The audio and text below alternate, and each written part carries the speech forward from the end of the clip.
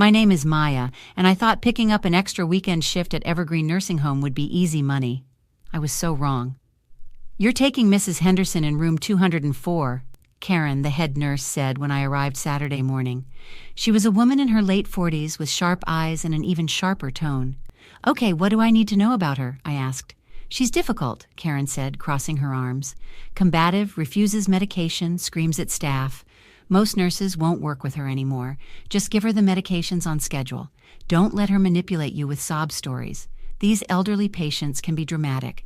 Accusations about staff, claims that things are missing, paranoid delusions. It's all part of her decline. Has she been evaluated for dementia? Karen's jaw tightened. Of course, her behavior speaks for itself. Now I have other patients to check on. I walked to room 204, expecting the worst. Mrs. Henderson was a tiny woman in her 80s, sitting in her wheelchair by the window. She looked fragile, not combative. Hello, Mrs. Henderson. I'm Maya, your nurse for the weekend, I said gently. She turned to me with frightened eyes. You're new. You don't work with that woman, do you? What woman? Karen, she whispered. Please, you have to listen to me. She's stealing from us, from me, from other residents. She takes our jewelry, our money, everything. Mrs. Henderson, those are serious accusations. I'm not crazy, she insisted, grabbing my hand. My daughter gave me a diamond bracelet for my 80th birthday. It was in my drawer, locked. Now it's gone. My grandson's class ring, gone. $2,000 in cash I kept for emergencies, gone. Did you report this? To who? Karen runs this floor. The other nurses are scared of her. When I complained, she started drugging me. Look at my medication chart. I'm on sedatives I never needed before. I pulled up her chart on the tablet.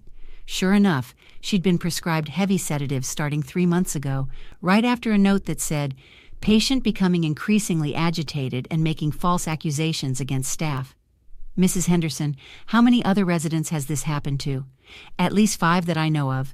Mr. Chen in 210, Mrs. Rodriguez in 215, Mr. Patterson in 208, Mrs. Baker in 212, and Mr. Thompson in 207.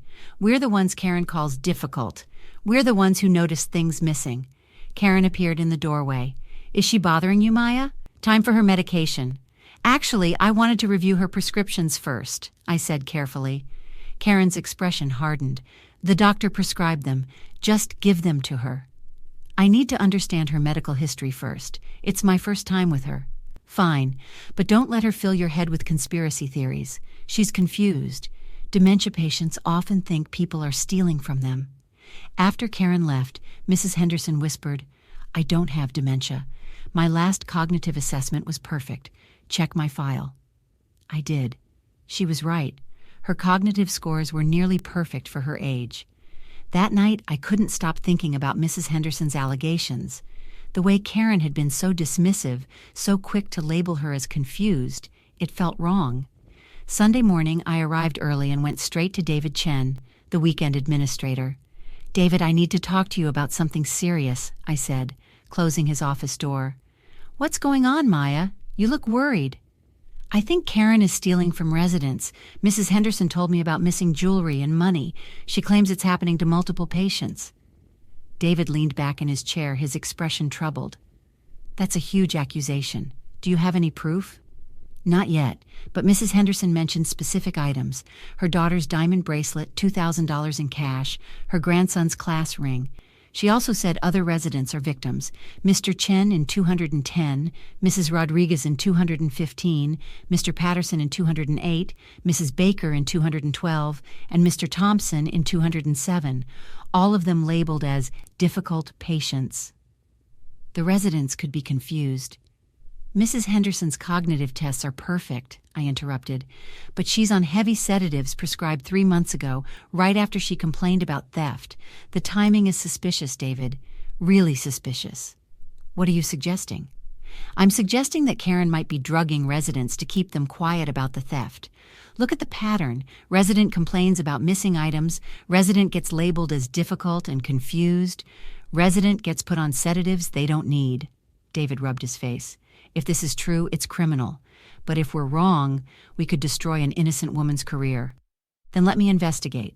Let me talk to the other residents. If I'm wrong, I'll drop it. But if I'm right, we need to stop her before she hurts anyone else. Okay, David said finally, but be discreet, document everything. And Maya, be careful. If Karen realizes you're investigating her, things could get ugly. I spent Sunday interviewing the residents Mrs. Henderson mentioned. Each conversation revealed the same disturbing pattern. Mr. Patterson, a 90-year-old veteran, said, "My war medals disappeared from my dresser. Bronze Star, Purple Heart, service medals from 3 tours. My wife's wedding ring, gone. I reported it to Karen and she said I probably misplaced them.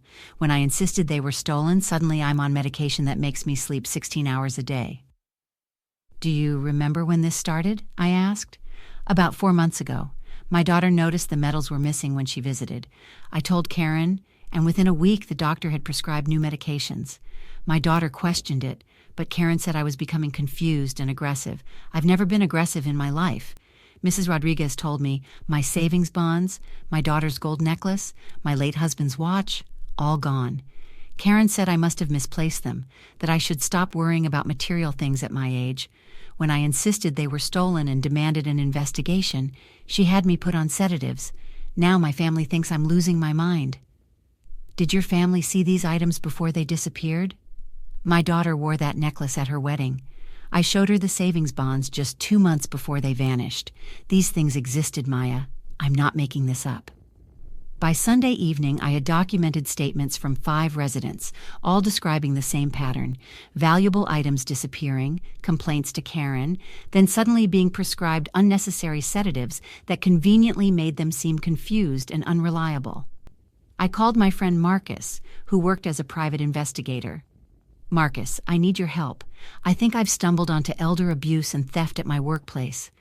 "Tell me everything," he said seriously. After I explained the situation, Marcus said, "This is serious, Maya. You're talking about systematic exploitation of vulnerable people. You need to involve the police. But first, we need concrete evidence. Can you access Karen's schedule and cross-reference it with when items went missing?" "I can try. David gave me access to investigate." "Good, do it. I'll also run a background check on her. Sometimes these people have done this before. They move from facility to facility, always staying one step ahead of investigations." "You think she's done this elsewhere?" "If she's this organized, this calculated, I'd bet money on it." Monday morning, I called in sick to my regular job but showed up at Evergreen. I needed to investigate without Karen knowing I suspected her. I spent hours reviewing records, cross-referencing Karen's shifts with reported missing items. The pattern was undeniable. Every single report of missing property happened on days when Karen was working, and every resident who complained ended up on sedatives within 2 weeks. Marcus called me at noon. "Maya, you need to hear this. Karen was fired from 2 previous nursing homes. Both times there were investigations into missing resident property. No charges were filed because there wasn't enough evidence, but the pattern is there." "She's done this before," I said, feeling sick. "And she'll do it again unless you stop her. Contact Detective Rodriguez at the police department. I'll send you his number. He specializes in elder abuse cases. He'll know how to build a case." "Thank you, Marcus. Be careful, Maya. People who prey on the elderly are often more dangerous than they seem. She's gotten away with this before. She won't go down without a fight." Detective Rodriguez met me at a coffee shop near Evergreen that afternoon.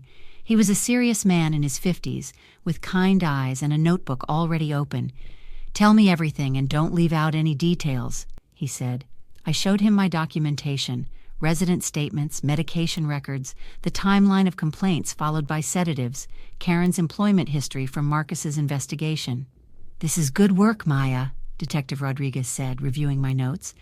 "But to make an arrest, we need to catch her in the act or find the stolen property. Defense attorneys will argue that elderly residents are confused, that the items never existed or were misplaced. How do we prove it? Do any residents have family members who can confirm the items existed and are now missing? Photos, receipts, insurance documents? Mrs. Henderson's daughter gave her a diamond bracelet for her birthday. She'd have receipts, photos from the party. Get me in touch with her. We'll also need to search Karen's home and locker.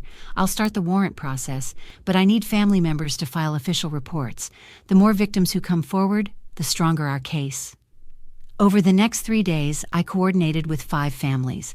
Mrs. Henderson's daughter, Patricia, was furious when I called her. "My mother told me things were missing, and I thought she was confused," Patricia said, her voice breaking. I feel terrible. I didn't believe her. That bracelet cost $8,000. My father saved for months to buy it before he died. We're going to get it back, I promised. But I need you to file a police report and provide any documentation you have. I'll do it today. And Maya, thank you for believing her when no one else would. Mr. Patterson's daughter brought in photos of her father's medals and her mother's ring. Mrs. Rodriguez's son had insurance documents for the savings bonds. The evidence was piling up. Detective Rodriguez called Thursday morning. We have the warrant.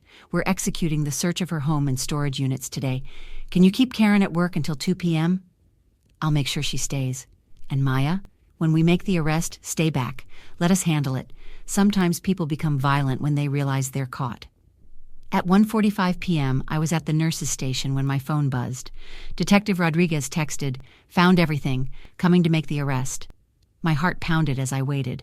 Karen walked up to me, her eyes suspicious. "Maya, you've been acting strange all week. Is there a problem?" Before I could answer, Detective Rodriguez walked in with 2 uniformed officers.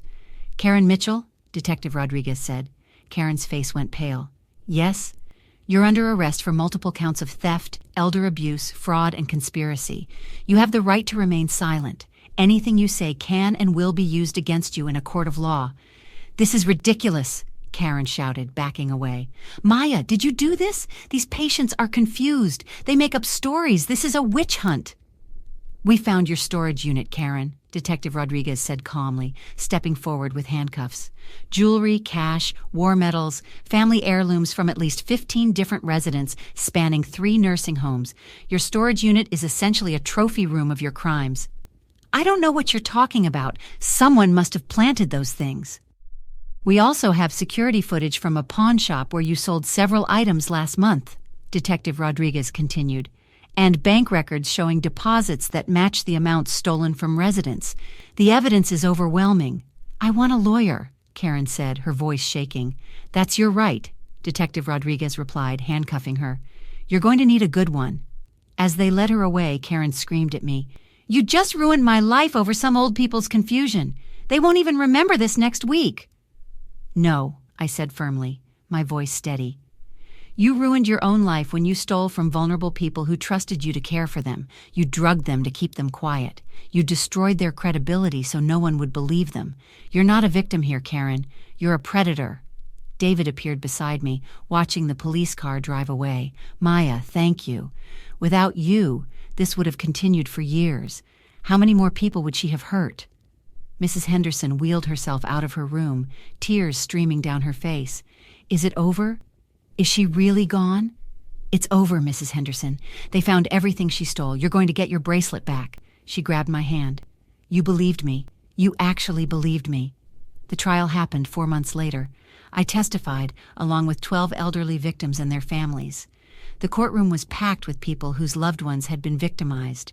Karen's defense attorney tried to claim the residents were confused and that Karen was being framed by disgruntled employees, but the prosecution was devastating.